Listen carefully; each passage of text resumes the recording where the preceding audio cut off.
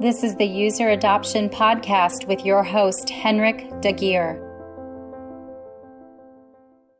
Who are you and what do you do?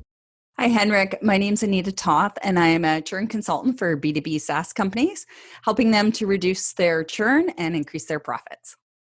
Anita, how are you involved with user adoption? So as a consultant to those B2B SaaS companies, I help my clients with onboarding of their users. And one of the first things I do is go through their onboarding as if I were a new user to see where the gaps lie in their onboarding process. So there's usually one or two areas that tend to stand out that need improvement. So it might be something like a better walkthrough of the user interface, or a better knowledge base for new users, or simply the UI itself might need a couple of tweaks to make onboarding easier, like even how to log out. So essentially, once I've gone through the onboarding process, we can talk about what needs to be improved and how to accomplish that. So essentially, I help them create a plan toward better user adoption through their onboarding process. Anita, what are the biggest challenges and successes you've seen with user adoption? So the biggest success is when a client can really nail the onboarding process and improve user rates and 30-day churn. So from my perspective, it's around being a churn consultant. It's around preventing churn or increasing customer retention. The thing is, it might be a bunch of little things that they do that adds up to the overall experience, which is more in line with what the user is looking for. So the biggest successes, again, is when you really nail that onboarding process and you can see that the 30-day churn rate drops. It's a really great indicator that everything is working fairly well. The challenges, of course, are really getting into the heads of the new user. So I have a quote here that I found years ago. It's actually pasted to my monitor, and it says, "See your new users as tourists in a new city." And it's one of the biggest challenges that companies have when you're so used to the product and you're in there all the time. It's really hard to remember, let's say, if you had that problem yourself, what it's like to go back. Like, think of what it's like to be going back to kindergarten for the first time and how you might have felt and what you might have thought. So I think that is the biggest challenge, is kind of putting yourself in the heads of these new users as they experience this platform for the first time and might be a bit disoriented. So thinking of that, tourist in a new city, what would be the things that would sort of stand out first that you would want to know if you were, onboarding as a new customer to a new platform? And I think that if you can do that, then the successes will come much faster.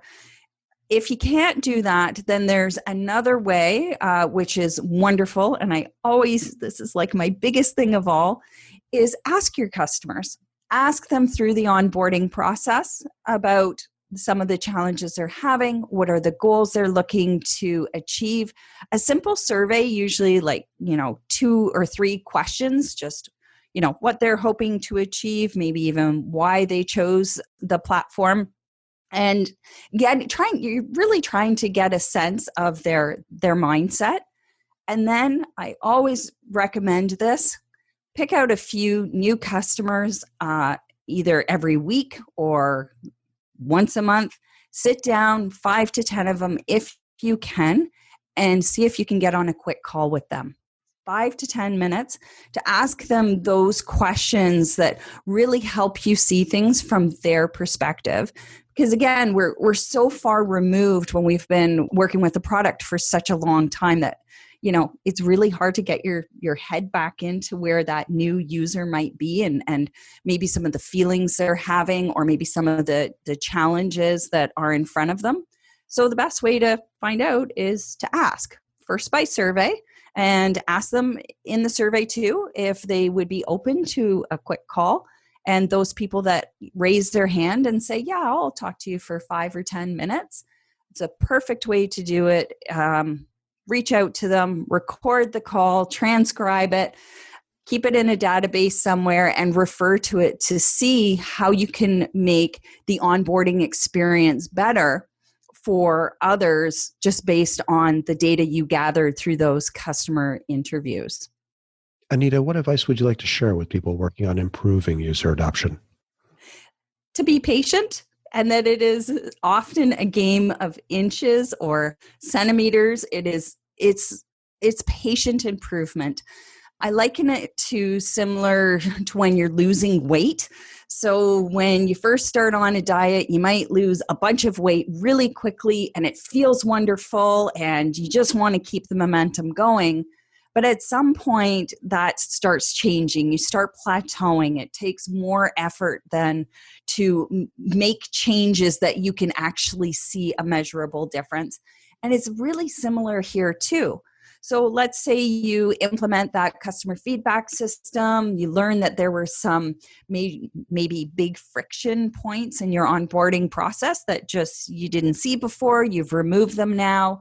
Things seem to be flowing much better. That 30-day churn rate has dropped.